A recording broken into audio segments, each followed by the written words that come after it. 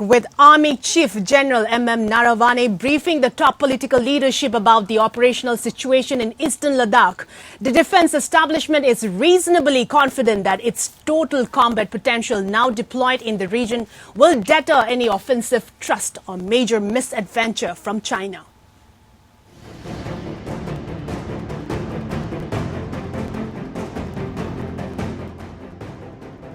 Army Chief General M M Naravane is learned to have briefed Prime Minister Narendra Modi after returning from his visit to forward areas in eastern Ladakh, which was followed by another meeting with Defence Minister Rajnath on Friday.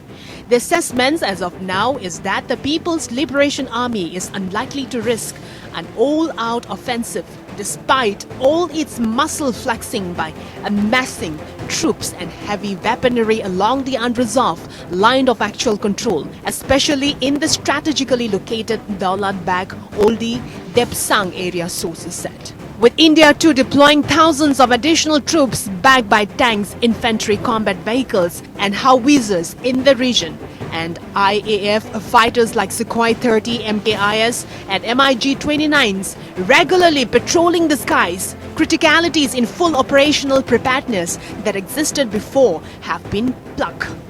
But face-off and clashes cannot be ruled out due to the tensions running high on the ground, especially in the Pangong Tso and Galwan Valley regions, though the rival troops are maintaining standoff distances from each other.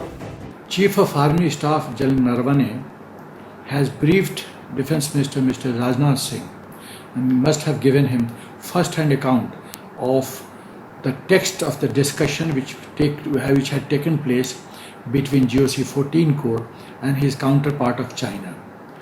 What all agreements were reached and how on the ground things have developed. He also had gone to Leh and he must have been briefed on sand model and also by way of maps to portray and to give him a detailed briefing on the ground realities.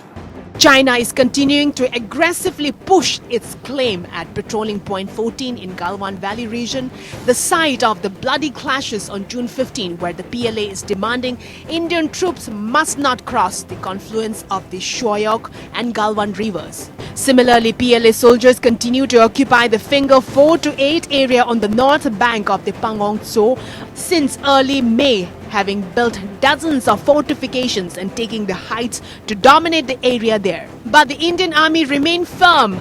It will not yield to Chinese attempt to grab more area in both Galwan and Pangong Tso areas and is pressing for restoration of status quo as it existed in April. There has been no disengagement and de-escalation on the ground, just a few vehicles moving up and down. It might take a few months, can stretch till October. We are in a wait and watch mode, an army source said. China may be pushing the LSC to the west under its continuing strategy to incrementally grab territory, but an offensive thrust would be required to PLA to bring in a much higher level of combat support, elements and logistic to the LSC given India's enhanced operational preparedness.